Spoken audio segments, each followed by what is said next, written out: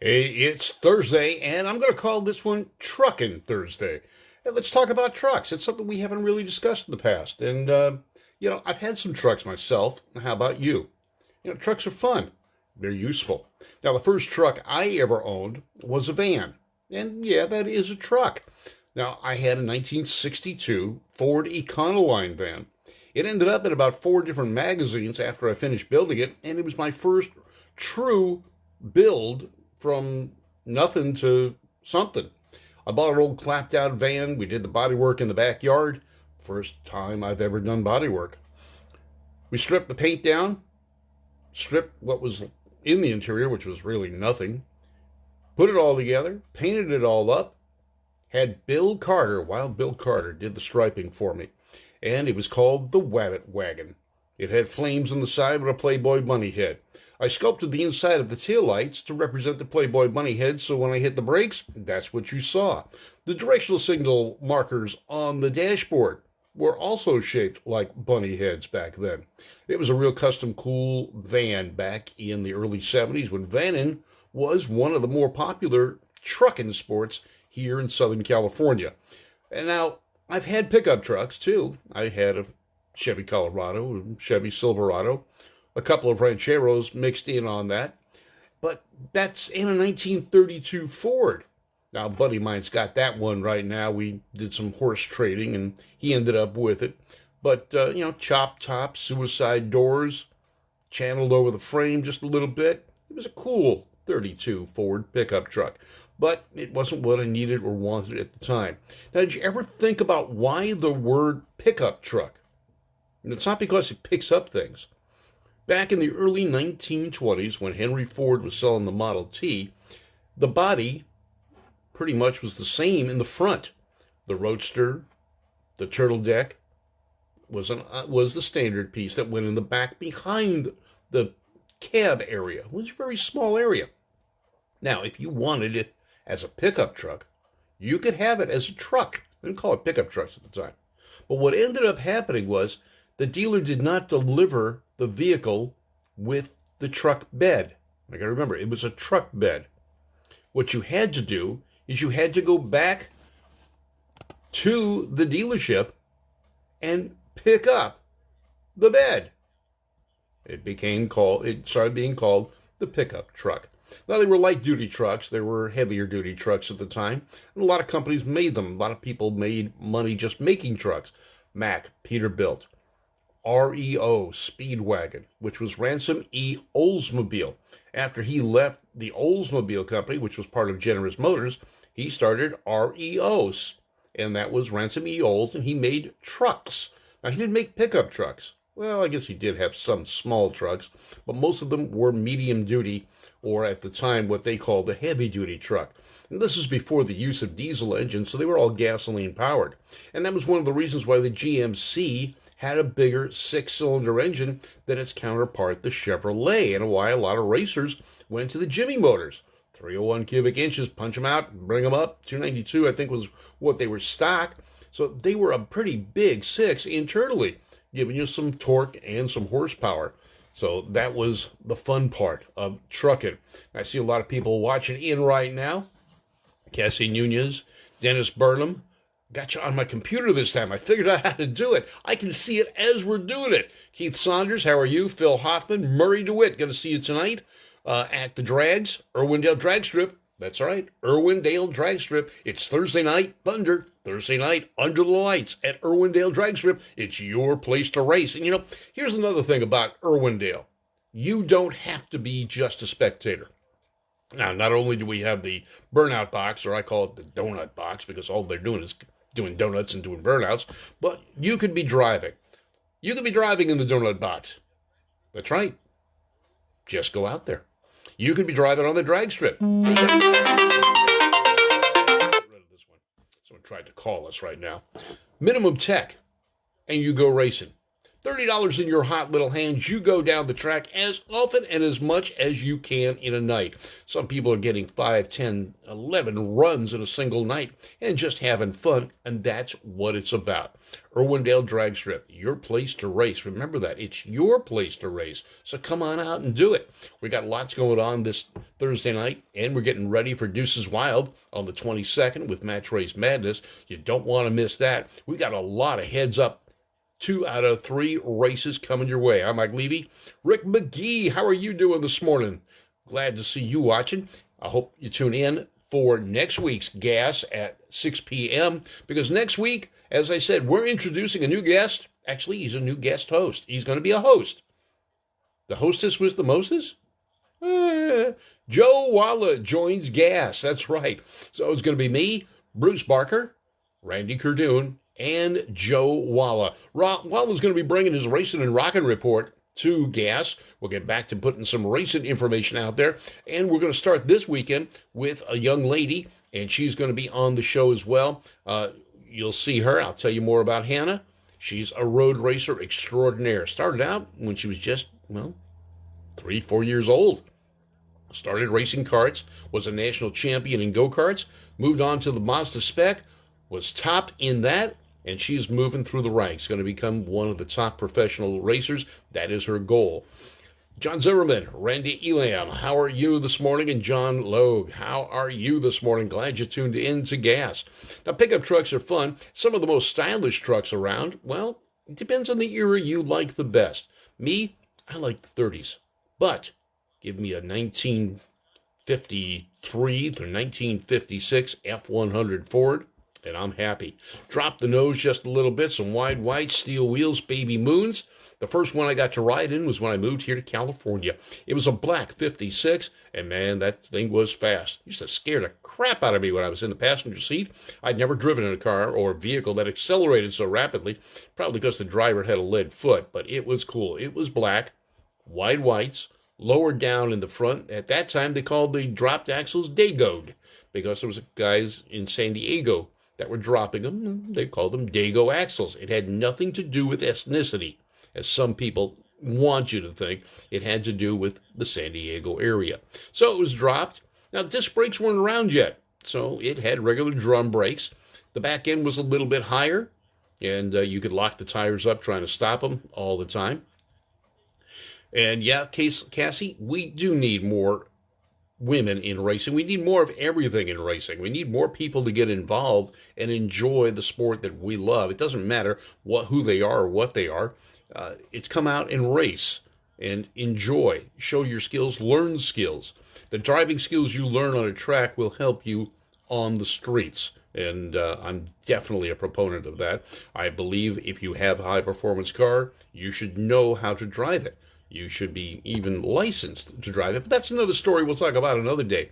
But pickup trucks are cool. Now, they started getting more stylish in the late 1940s, early 1950s. Chevrolet with their Thriftmaster line, Ford with their F-Series, and then finally the F-100 then becomes the F-150. They become performance vehicles. They become personal luxury vehicles. Look at the Ford Lightnings. First supercharged factory hot rod pickup truck around. Chevy came out with the SS trucks, but not quite the same. They did have the SS 454 for a while, and that was kind of cool. It was blacked out or with the SS badging on it, and the 454 engine on a nice short bed pickup truck made for some fun. Now today, Ram trucks, they have a whole line of performance trucks. You can get Hemis. Now, I haven't seen them put the Hellcat motor in yet, but I'm sure they're thinking about it. They did put a cast iron version of the Viper motor and called it the Rumblebee. And it was kind of a cool truck with a big bumblebee stripe across the back and some special wheels and tires. And it was a bright yellow machine that you could not miss. And I thought they were cool. Hi, Joe Walla. How are you? And Joe, I just introduced you a few moments ago, telling everybody in the world you're going to be on Gas. You're going to be part of it with Rockin' and Racing starting next Tuesday at 6 p.m. Terry Wallace is watching. And good morning, Joe. Hope you're wide asleep, bright-tailed, and bushy-eyed this morning. But we're talking about trucks. Now, the Australians, they had a little bit of an advantage on us. They started building car-based trucks long before we did here in the States. They called them utes, or utility vehicles. Our first car stylized trucks actually came out in the 30s. Studebaker was one of them with their express versions. There was Hudson with the front basically of a car made into a pickup truck. It was kind of cool. Now, people added pickup beds to, the Model T bed would just about fit in the back of a Model A trunk, and a lot of people did that when they couldn't get a truck. They found a used truck bed and put it in the back of their Model A or 32 Ford. It depended on, what they could get and what they needed for their particular purpose. But trucks have been around, it's a kind of a offshoot of the wagons that were used, horse-drawn wagons, for working. And they were work vehicles. These were not considered personal transportation vehicles. Then along in the late 1950s, the Japanese started coming in with compact pickup trucks. Datsun, Toyota Pet. They came in 1957. Not many people realize that, and the only reason I do is because I worked for Nissan back in, well, not in those days, but in the early days of Nissan, or Datsun changing its name to Nissan in 82, I was there.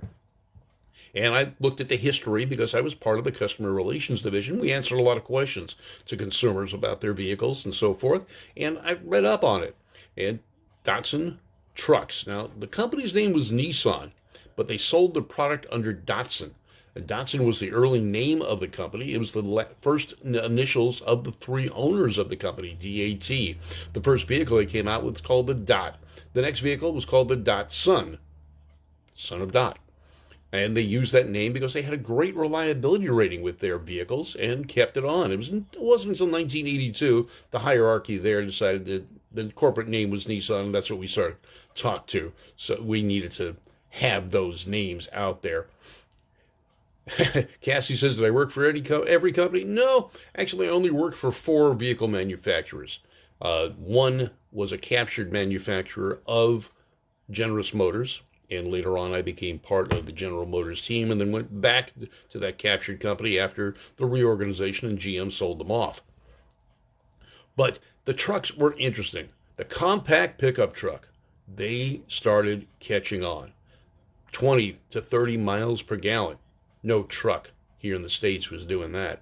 They were V8 powered or they were 6-cylinder powered. You got 10 to maybe 15 miles per gallon. There was no such thing as a compact pickup truck from the U.S. market. So in 1957, as I said, Nissan came in with the Datsun trucks. Toyota followed with the Toyota Pet. And then around the early 1970s, General Motors and Ford realized they needed to get in the fray with a compact truck. But they found it easier in a more inexpensive way. Ford bought into Mazda, and Chevrolet bought into Isuzu. Now, Isuzu was 47% owned by General Motors and pretty much controlled at that point. They were the major stockholder or shareholder, and they actually had people in Japan to make sure operations stayed the way they wanted to. The first truck that came in from Isuzu was, they called it the Love Truck. Light utility vehicle. Ford brought in the Mazda truck, and they called it, what did they call it? I forgot what they called it, but they brought it in. So GM and Ford battling with compact trucks from importers. And they became importers of the truck, so import companies. Now, that stayed on until about the early 1980s when General Motors decided they were going to build their own truck, and the Chevy S10 came out. So let's see, Ford called theirs the Courier. Then Ford brought their own compact truck in, and they called it the Ranger. By this time, Isuzu was selling their pickup truck under their name. They called it the Pup. Mazda was selling their version of the pickup truck, and they even put a rotary engine in their little truck. It was a little rotary rocket. We've seen a few of them out at the drag strip. They run pretty darn strong with that little twin rotor motor, but they can't pass a gas station. So that was the downside of the rotary engines and why General Motors and Ford never really adopted them. Although Chevrolet did play with rotary engines for possible use in the Corvette. Yeah, there were a lot of prototype Corvettes running around with a lot of different things. Yep, Denny Sanders says Ford Courier, so I got that part right. Now, Dodge did get into the little truck craze. They bought into Mitsubishi. and they sold the Mitsubishi pickup truck as a Dodge. Yes, they did. Even Volkswagen brought in a pickup truck based on the Rabbit. And Chrysler also did a version of their 024 front-wheel drive car and made it a pickup truck, much like Volkswagen had done to the Rabbit. So many trucks have been around for a long time. Now they moved upscale, and Chrysler, Dodge started bringing out a midsize. They called it the Dakota. And that seems to be the issue. Yeah, Dennis Burnham, the rotary engine did have smogging issues with carburation. They were basically a two-stroke, so there was a little oil usage. So Plymouth Arrowhead trucks, that was true, Cassie. They also had trucks earlier on in the 30s and 40s. They were basically rebadged Dodge trucks at the time, in many cases. In the case of the later Plymouth, it was also a Mitsubishi. Let's see, Bobby Dice says, off the subject, what can a person do to support my great shows? Just share them. Let people know they're out there. I do appreciate that, Bobby. You always enjoyed the mornings with me. I'm going to keep doing that. And I've got to blame Johnny Martinez, the famed pinstriper, for getting me to do the morning show. I was recuperating from triple bypass surgery a little over a year ago. And we went out. He got me off the couch, got me to go to a Cars and Coffee thing in the morning at Malibu Wheels and Waves, and got me thinking, what can I do? We got this Facebook program. Why don't I do my gas show? Instead of just doing it once a month in studio, do it every morning and bring out some of this information that I impart during the races and so forth. And this is information, for some dumb reason, I can remember facts and figures about cars and trucks, but I can't remember what I had for breakfast. I've started putting memory soles in my shoes so I can remember why I've walked out of a room. And it's working pretty good so far, I think. I'll have to get back to you and see if I can remember why I did that. But yeah, it's fun. Thank you, Bobby. I do appreciate it. Bob, if you share my page, the gas page, Great American Auto Scene, and the Two Tired Guys page, that would be appreciated. And then Tuesday nights, like I said, the first Tuesday of the month for now, we go live out of studio. Bruce Barker, myself, Randy Cardoon, and Joe Walla will be live in studio. It'll be a regular video. We'll have multiple cameras. You get to see just a whole range of us, not just this little narrow, tiny little version. And we'll talk cars. We'll talk racing. We'll talk rocking and rolling. And we're going to talk about the hobby and the sport that we all love. So that'll start next Tuesday night, 6 p.m., right here on Facebook on my page. Or if you can't get it on my page, go to gotgas.com. That's GOTGAAS.com. And you can see all the previous shows. They're in the archive. And you can see the show live as it happens. We'll start migrating over to YouTube and other formats as well as time goes by. Cassie's asking, why would Ford and GM buy into and work with other companies if they had the Ranchero and the El Camino? Well, let's look at that. The El Camino came out in 1959, went out of production in 1960. It was based on the full-size Chevrolet platform. Ford came out with the full-size Ranchero in 1957.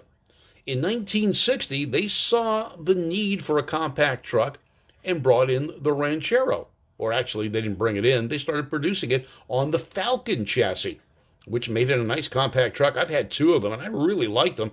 I'd even like to get another one, and, Peg's been talking about that too. We might have one. As a matter of fact, we might have one that I owned previously. So we'll look into that. But Ford upscaled and upsized the Ranchero in the late 1960s. They went from the Falcon platform to the Fairlane platform and then later the Torino. It got to be a pretty big vehicle. It became luxurious. It became powerful with big engines. GM went to the Malibu platform in 1964.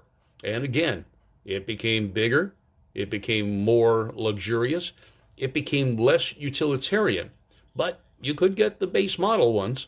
And they had them with all the way up to 454 cubic inch motors. In the Chevrolet, Ford got up to the 460s. So they kind of lost sight of what these were, and the market changed. But what they needed was fuel economy. And the fuel economy came from the compact pickup trucks that the importers or the Japanese manufacturers were making. Hi, Frank Morales. I was at your club meeting last night, South Bay Mustangs. We missed you. They did mention you, though. I'm not saying what they said, though. But thanks for tuning in this morning. So, anyway, the big three, Chrysler, Ford, and General Motors, went to Isuzu, Mitsubishi, and Mazda for compact trucks that were already in process. They didn't have to reinvent the wheel. These trucks were already available in Japan. All they did was rebadge them and import them, make them left-hand drive, and there they were. And you had 20 plus to 30 mile per gallon trucks with very little investment in comparison to what it would take to build a whole new truck. Now, even though General Motors owned Isuzu, by 1982 they wanted their own vehicle, and that's where the S10 came about. However, the base engine was still the Isuzu four-cylinder. Now, later on, they still had a compact pickup truck. They called them the Colorados, still Isuzu. Even the later S10s, they produced them and even labeled them Isuzu. Now, the Isuzu truck, unfortunately, was not the Japanese version. It was actually an American version built in Louisiana using the Brazilian GMC sheet metal. Yes, GM had a different truck in Brazil than in the U.S. As a matter of fact, I like the styling of the Isuzu version of the S10 better than the Chevy or the GMC version here in the U.S. It had bulging fender flares. That kind of looked cool. And I had one of those for my son, that is. And it was pretty good. It used the Chevrolet V6, and it had a four-cylinder engine as well, getting very good fuel mileage, and they were pretty solid vehicles. So I enjoyed them, and we had them. I forgot about that. So we had one of those, extended cab. I had a crew cab Colorado. The Colorado's still based on the Isuzu. And if you look at the current Colorado, and if you go online and look at the current Isuzu trucks, which are no longer sold here in the U.S., pickup trucks that is, you'll see a very close family. Well, they look alike. Let's put it that way. Although they're not built in Japan any longer. And the engines, helped designed by Isuzu as well. The Duramax V8 engine is an Isuzu product. Danny Sanders says he's had one Ranchero, 3 El Caminos, and they have a 2-owner 69 SS396 El Camino now, 2 other 82 El Caminos with a 305, and he's been a fan of those since he was a little kid. You know, I'm thinking about that too. I did have a 1979 El Camino. We stuffed it with a 350, took out the V6 that was in it, the anemic little motor, and put in a 350. And yeah, it was a comfortable car to drive. I gave it to my son for a while, and then sold it to a guy that I worked with so I could buy my son a car. And yeah, it was a pretty good vehicle. I thought about getting one of those too, but I'd like to have one with a manual transmission. And although Chevrolet did do that for quite some time, even on the final generation of the El Caminos, they were very rare. You can find them in the SS model. And they didn't have much horsepower. 305 was the biggest engine you could get in the later years of the El Camino. Kevin Hensley says he had a Datsun and a D50. Yep, D50 was the Mitsubishi that Dodge sold. Ivan Shriver says, what about the 76 Ford Courier? That was a Mazda. And they imported those and rebadged them.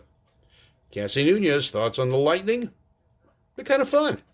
It's the only factory supercharged pickup truck that's ever been made that I'm aware of. And they're pretty quick. We've got some that run at the drag strip running in the 6s in the 8th mile. And most of them don't run that quick, but there are a few of the guys that really put some horsepower to them, and they move out. 351 cubic inches worth of V8 with an Eaton supercharger sitting on top. So they are pretty quick pieces. So it's Truckin' Thursday. What kind of trucks have you had? I'll tell you what, you've all been watching. Post pictures of your trucks here. And then remember, next Tuesday night, live from studio, 6 p.m., right here on my Facebook page or at gotgas.com, we introduce a new host to the show, Wild Joe Walla. And he'll be there. And Danny Sanders says, yep, my 69 runs a little better than the 82. Yeah, I can imagine. And Tom Rosebaum, how are you doing today? I'm Hot Rod Bob. You've got gas, the morning edition. And I hope you have a great day. I'm going, as you can see, I got to get ready to go to work. We're racing at Irwindale Drag Strip tonight. Gates open at 4 p.m. Time trials begin at 5 p.m. The Burnout Box opens at 6 p.m. Hundreds of cars will be out there. It's a car show within a car show, and it is great. Come on out. Guys, you can run your car out there. It's not a problem. Bring the car. You don't want to run your car? I understand. Bring out your girlfriend's car. We won't tell. We'll keep it a secret between us. You guys have a great day. I'm Hot Rod Bob. You Got Gas. Brought to you by Valley Head Service, Beach Underwriting Associates, Tucker Tire, Irwindale Drag Strip, Irwindale Speedway, and a host of others. And Joe Walla, he's going to bring in a lot to the show next Tuesday. Don't want to miss it. And Joe Walla says, no picks, but a 66 El Camino. Yep, they're kind of cool. And I'd like to have something like that, too. Got this 57 Ford. I might look into trading for something. You never know. All right, guys, you take care. Hi, Neil. How are you? Yeah, it's a little bit far for you, Neil, but you know what? Next time you come into town for a big race here, an NHRA event, you let me know. I got a spare room. You got it covered, and I'll take you to the tracks. Rapid Robbie Roth with his van. He's got the West Coast's fastest ice cream drag van. And Cassie saying his brother had a 71 El Camino with a big block. Could have been a 427. Knowing your dad, he could have put it in there. Most of them had 396s. Or, later on, the 454. Anyway, folks, I'm Hot Rod Bob. I got to go. I got to head down to Irwindale. We're racing tonight. It's Thursday night under the lights at your place to race. Irwindale Drag Strip. You guys have a great day. I'll see you soon.